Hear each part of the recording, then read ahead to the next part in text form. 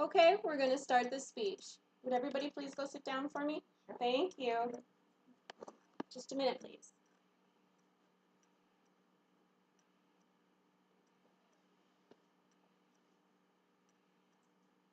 Hi, my name is Bobby Joanna Fairbanks. I don't much care for the joke part, so please just call me Bobby. My mom thought it would be nice to name me after people she admired. One of the neighbor girls and my great-grandmother Annie. I don't feel like my name fits me. It sounds southern, and I've lived most of my life in Wisconsin. It's been said that your name defines you, but I don't believe that. I think your character does. I am the eldest of 3 girls, and my dad's only child. So when my mom remarried, she gave me the blessing of 2 beautiful sisters. There's about a 10-year gap between me and my sisters. So when I had my first child, they were only teenagers. But now, I'm a grandmother, and he'll be a year old soon. He was born on 10/11/12, so I should never forget the date. I just adore being a grandmother. My grandson is a tow-headed blonde, and that means he has white hair and big, beautiful blue eyes. When he was first born, I was the first person he saw. I will never forget it. The first thing he tried to do was talk. His lips quivered, and no words came out. Then he got very upset, and he cried. I told him, "Don't worry, love. I will listen to all your stories." And I've had a wonderful bond with him ever since. He's such a precious gift. Now, a bit about where I come from. I've heard a few colorful stories growing up. My grandfather, Marty, was a World War II veteran, and his father and brother fought in the war with him. Marty and Daniel were identical twins, but sadly, his brother Daniel didn't make it home. Now, grandfather Marty was a marksman in the Army, and his brother was an Air Force pilot. They looked so much alike that they literally changed out their uniforms and walked more than a mile in each other's shoes. My grandmother Marion told me she even had a hard time telling them apart. My grandmother's side, her mother, was a gifted psychic. She had second sight.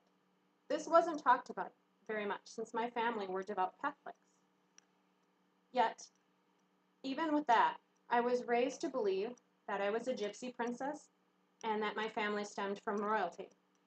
My great-grandmother's mother fell in love with a commoner and moved to the Americas. This commoner, or traveler, was a gypsy, and their relationship was a forbidden one. Now, on my father's side, my great-grandpa was quite a character. He wore many hats. At one time, he was a Baptist minister, a professional gambler, and also a carpenter. It wasn't until just recently that my dad told me he was an Irishman. He taught my dad how to use tools and build many beautiful things. My grandpa Marty helped me with learning how to fix things too. When I was little, I would sit and watch my grandpa Marty take apart Mercury motors for the boats on the lake at the home where I grew up. My grandparents owned a boat and bait shop, also a restaurant and a tavern on Pike Lake. I was the only 6-year-old I knew who had her own tool set, and that led me to my current career. I work as a designer for a company that makes lights. I started out as their technician. I would take things apart and find out why they weren't working. I've been there for 15 years now. I enjoy what I do, but I know I can be so much more. Since my children have all grown up and moved out of the house, I feel like I can finally figure out who I am and what I want. I've been thinking about how I came to be in this class, and it all started with something my grandfather Marty said to me when I was about 6. He told me I needed to be the first to graduate from college. So a few years back, when my son started at MSUE, Milwaukee School of Engineering, I realized I never finished doing what I wanted to do, nor had I decided what BA I wanted to take. So as time passed and my son graduated from MSUE, I started to take college more seriously. Now I'm working towards my BA in science in sustainable management.